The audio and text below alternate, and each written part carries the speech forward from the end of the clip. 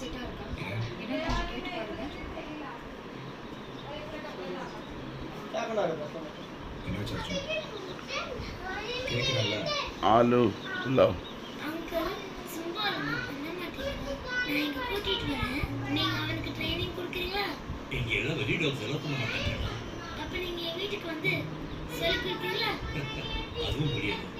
காம்படிஷன்ல நானும் கலந்துக்கிறேன்ல. ஒருவேளை நான் ஹெல்ப் பண்ணாலும் ஜட்ஜஸ் ஒத்துக்க மாட்டாங்க. நீ ஒன்று செய்யலாம். வெளி கோச்சஸ் அப்பாயிண்ட் பண்ணலாம்.